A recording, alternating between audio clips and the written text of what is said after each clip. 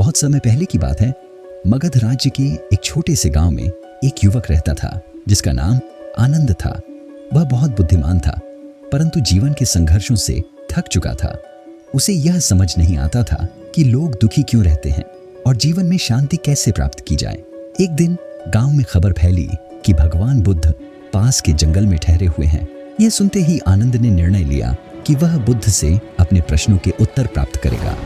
वह बुद्ध के पास पहुंचा और हाथ जोड़कर बोला, भगवान, मैं जीवन के दुखों से बहुत परेशान हूँ। कृपया मुझे बताइए, क्या जीवन में सच्ची शांति संभव है?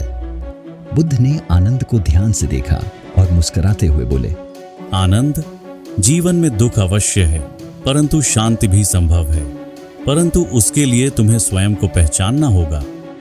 आनंद ने उत्सुकता से पूछा, स्वयं को पहचानना, इसका क्या अर्थ है? बुद्ध ने उसे पास के एक सरोवर के पास ले जाकर कहा, इस जल में झांको और बताओ तुम्हें क्या दिखाई दे रहा है। आनंद ने झील में देखा और बोला, भगवान, मैं अपना ही प्रतिबिंब देख रहा हूँ। बुद्ध बोले, अब इस जल में एक पत्थर फेंको। आनंद ने ऐसा ही किया। पानी में लहरें उठने लगी और प्रतिबिंब धुंधला हो गया। बुद्ध बोले, जब मन में विचारों और भावनाओं की हलचल होती है तो हम स्वयं को स्पष्ट रूप से नहीं देख पाते, लेकिन जब मन शांत होता है तो हम अपनी वास्तविकता को पहचान सकते हैं। अपमानित करते हैं, मेरे साथ बुरा व्यवहार करते हैं, मैं शांति कैसे पा सकता हूँ? बुद्ध मुस्कुराए और बोले, तुम्हारे प्रश्न का उत्तर मैं तुम्हें कल दूंगा, परंतु इसके पहले मैं तुमसे एक छोटी सी परीक्षा लेना चाहता हूँ। बुद्ध ने आनंद से एक कटोरा दिया और कहा, इस कटोरे में थोड़े चावल डालो और इसे अपने सिर पर रखो। अब पूरे दिन इसे गिराए बिना चलो, लेकिन एक शर्त है, यदि कोई तुम्हें अपशब्द कहे तो तुम प्रतिक्रिया नहीं दोगे। आनंद ने वैसा ही किया। पूरे दिन गांव में घूमते हुए कई लोगों ने उसे चिढ़ाया, उसका मजाक उड़ाया, पर उसने कोई प्रतिक्रिया नहीं दी। शाम को जब वह बुद्ध के पास लौटा तो बुद्ध ने पूछा, क्या कटोरा गिरा? आनंद बोला, नहीं भगवान, मैंने इसे गिरने नहीं दिया। बुद्ध बोले, कैसे? आनंद बोला, मैं पूरे समय कटोरे पर ध्यान केंद्रित किए रहा, इसलिए किसी की बातों से प्रभावित नहीं हुआ। बुद्ध मुस्कुराए और बोले, ठीक वैसे ही जब तुम अपने लक्ष्य पर ध्यान केंद्रित करोगे और व्यर्थ की बातों को अनसुना करोगे तो तुम्हारा मन भी विचलित नहीं होगा। उसी गांव में एक चोर भी रहता था जिसका नाम रामू था। वह वर्षों से चोरी कर रहा था, लेकिन एक दिन जब उसने सुना कि बुद्ध गांव में आए हैं तो वह भी उनकी शिक्षाएं सुनने चला गया। उसने बुद्ध से कहा, भगवान, मैं वर्षों से चोरी करता आया हूँ।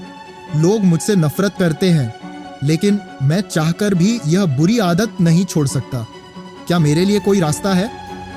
बुद्ध मुस्कुराए और बोले, क्या तुम एक वचन दे सकते हो? रामू ने कहा, जो भी आप कहेंगे मैं करने को तैयार हूँ। बुद्ध बोले, जब भी तुम चोरी करने जाओ पहले अपने दिल से पूछो कि यह सही है या गलत, और अगर तुम्हें लगे कि यह गलत है तो मत करो। रामू ने सोचा कि यह आसान काम है, लेकिन जब वह अगली बार चोरी करने गया तो उसने अपने दिल से पूछा और उत्तर मिला, यह गलत है।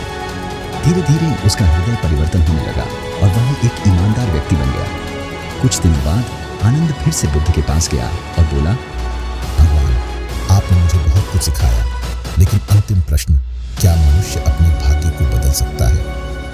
बुद्ध मुस्कुराए और एक बीज आनंद के हाथ में रखते हुए बोले, यह बीज तुम्हारे भाग्य का प्रतीक है। इसे मिट्टी में बो दो और इसे पानी दो। कुछ समय बाद यह एक वृक्ष बनेगा और फल देगा। आनंद ने उत्सुकता से पूछा, लेकिन भगवान, यदि मैं इसे पानी न दूं तो? बुद्ध बोले, तो यह बीज नष्ट हो जाएगा। ठीक वैसे ही तुम्हारे कर्म तुम्हारे भाग्य को निर्धारित करते हैं। यदि तुम सही प्रयास करोगे तो जीवन में सफलता मिलेगी, लेकिन यदि तुम कुछ नहीं करोगे तो तुम्हारा भाग्य भी नष्ट हो जाएगा। आनंद को अब जीवन की सच्ची राह समझ आ चुकी थी। उसने मन की शांति, धैर्य और कर्म का महत्व सीखा। इस कहानी से हमें यह सीख मिलती है कि शांति हमारे मन के भीतर ही है, बस हमें इसे पहचानना है। दूसरों की बातों पर ध्यान न देकर अपने लक्ष्य पर ध्यान केंद्रित करें। कर्म ही हमारा भाग्य बनाते हैं, इसलिए सही कर्म करें।